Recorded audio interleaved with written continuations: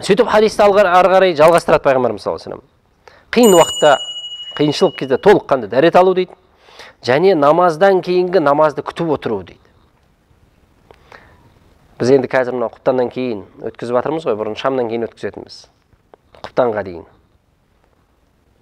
Әрі тәлім, әрі намаздан кейінгі намазды күтеміз. Сауап үстіне сауап алып отыратынбыз. Намаздан кейінгі намазды күтіп отыру да күнәларды кешіреді екен. Жай отырсың, қосымша зікір етіп отырсаң, Құран оқып отырсаң, дәріске қатысып отырсаң, тағы қосымша сауап аласың. Күтіп отырудың өзімен ақ сенің күнәларың кешіріліп жатыр. Шамға келіп алсаңыздар да болады екен. Бірақ кейін ұйқы келіп, дәрістің кезінде ұйықтап отырмаңыздар, ерте келіп алып. Фазаликумур рибат, міне осыған байлана жапсыңдар дейді. Хабс деген нәрсе бар, қамау. Нәпсіңді осыған қама дейді. Осындай нәрселерге нәпсіңді қама дейді. Кейде нәпсіге ерік беріп жіберген кезде бұл осындай нәрселерде істей алмай қалып жатамыз. Қойшы отырам ба деп сыртқа шығып, соғұрлым Facebook, Instagram, WhatsApp шықылап отырып, сол 1 сағат 20 минут далада өтіп кетеді сол. Нәпсімізді осыған үйретуіміз керек, қамауымыз керек. Абу Малик әл-Ашари радияллаху анху айтады. Пайғамбар алейхиссалату вассалам ат-тухуру шатрул иман. Естеріңізде болса, сабыр тақырыбында біз үлкен кеңінен талқылаған хадис соның басында үстіп басталады. Тазалық иманның жартысы дейді. Иманымыздың жартысы бұл тазалық. Сол үшін үнемі таза жүруге тырысуымыз керек. Енді үнемі дәретпен жүргісі келетін кісілер бар. Хазірет Билал радияллаху анхудың амалына еліктеп, пайғамбар алейхиссалату вассалам құптаған сүннет болып табылады, үнемі дәретпен жүру. Үнемі дәретпен жүретін кісілер болады.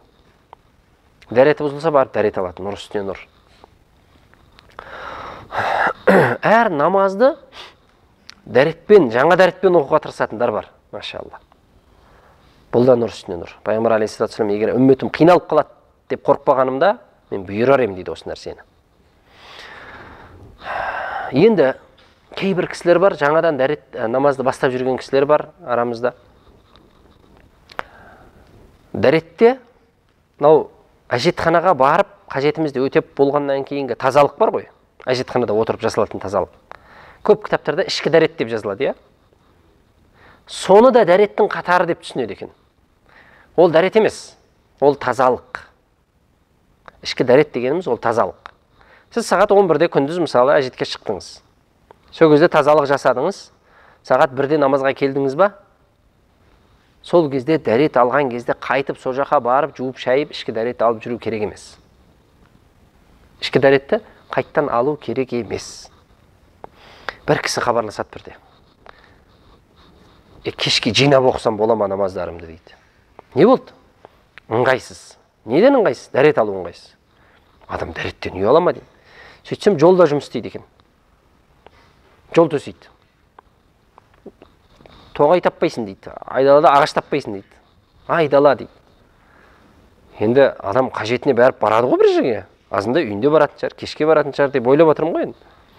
Ыңғайсыз жұмысшылардың алдында кайтып дейді, мен оны айтуға тіпті арланып та жүретінмін. Оны айтудың керегі бар ма? Ол онда түсінікті нәрсе ғой деп. Сөйтсем, онда дәреттің бір бөлшегі, бастамасы деп содан бастайды екен барып. Кейде жұмаға келеді, тізіліп тұрады. Ол соны күтіп тұрады мына жақта. Қанша уақытты өткізіп алады. Тіпті парызға да кешігіп кетіп қалады кейде. Жоқ, сіз сол барған кезде тазалық жасап қойсаңыз болды, жеткілікті. Намазға келген кезде дәретті алыңыз. Яғни сіздің түсінігіңіздегі бет дәрет, біздің түсініктегі негізгі дәрет сол. Соны аласыз да намазыңызды оқи бересіз болды.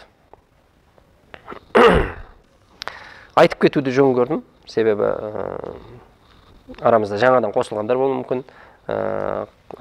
Тікелей эфирде көрермендердің ішінде де намазды енді бастағысы келіп жүргендер болуы мүмкін. Тіпті осы мәселеде қиналып намазды бастай алмай жүргендер де болуы мүмкін. Себебі оқып жүргеннің өзі намазын тастап кетіп атса, дәретке бола қиналып. Ал бастай алмай жүрген адам ше, қойшы, қиын ғой ол. Мен істеп атқан жер дәрет алу ыңғайсыз дейді. Сол үшін адам бір күні дейді, екінші күнімен бірдей өтсе, ол құрдымға кетіп жатыр дейді. Білім жағынан да күнделікті біз бір нәрсені болса да артық біліп отыруымыз керек. Бизнесіңіз бір қалыпта тұрса, сіз артта қалып қоясыз. Дамымасаңыз. Бірінші күн, екінші күнмен бірдей болмау керек. Өсіп отыру керек. Дәл солай адамның күнделікті құлшылығы да, білімі де артып отыру керек.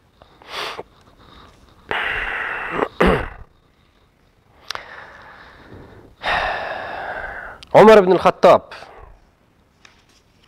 Алла ол кісіден разы болсын, пайғамбар алейхиссалату вассаламнан жеткізеді.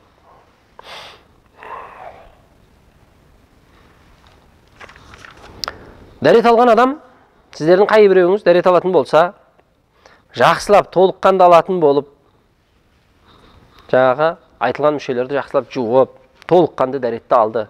Одан кейін артынан ашхаду ан ла илаха иллаллах вахдаху ла шарика лах ва ашхаду анна Мухаммадан абдуху ва расулух деп айтатын болса, Алла субханаху ва тағала қияметтің күні жәннаттың 8 қақпасының қалағанынан кірсін деп айтады дейді.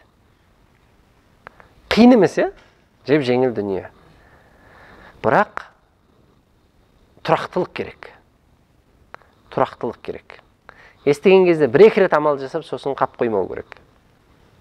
Аллаға ұнайтын амал тұрақтылық тапқан амал. Аз болса да. Дәрет алатын жеріңіз ыңғайсыз деп айттық жайында, мысалы дұғаға. Шыққаннан кейін айта беріңіз. Шықтыңыз, болдыңыз. Дәрет алып біткеннен кейін ашхаду ан ла илаха иллаллах вахдаху ла шарика лах.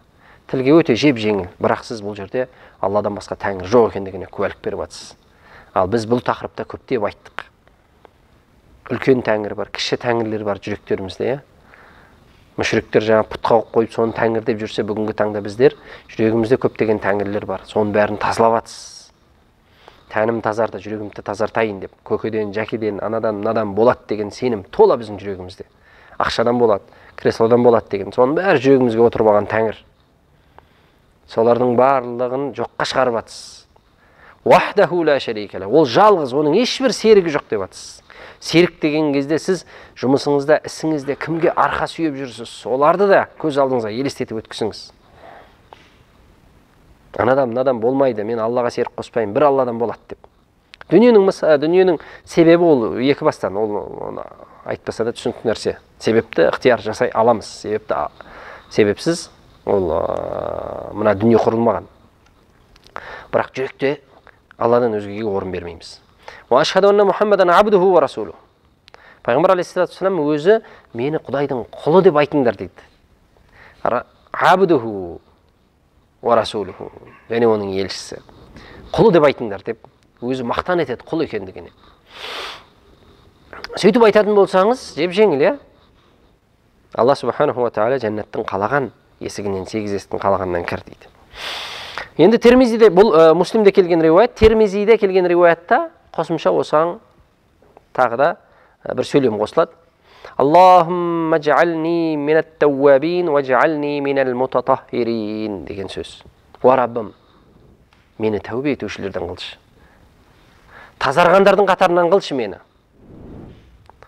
Тахара деген сөз, дәрет дейміз ғой қазақшасы, тахара, тазару. Минат тауабин, тәубе етушілердің қатарынан қыл. Мутатаххирин, тазаланғандардың қатарынан, тазаланушылардың қатарынан. Себебі таза болмаған адам ол жаққа лайық емес. Мұсылман адам дүниеде қате кемшілігі болатын болса, соны жуып шаймайынша кіре алмайды о жаққа. Кейде адамға ой келуі мүмкін. Дүниеде де біраз жүріп, рахаттанып, мына дүниенің ләззатына да сөйтіп, ақыреттен жансақ біраз жанатын шығармыз, сөйтіп айтып жәннатқа кіреміз ғой бәрі соңында деп. Кәлимамыз бар деп. Бір намаздың өзін өткізіп алатын болып, оның қазасын өтеген тағдырда да бір хукуп тозақта жанат дейді. Хукуп дегеніміз 80 жыл.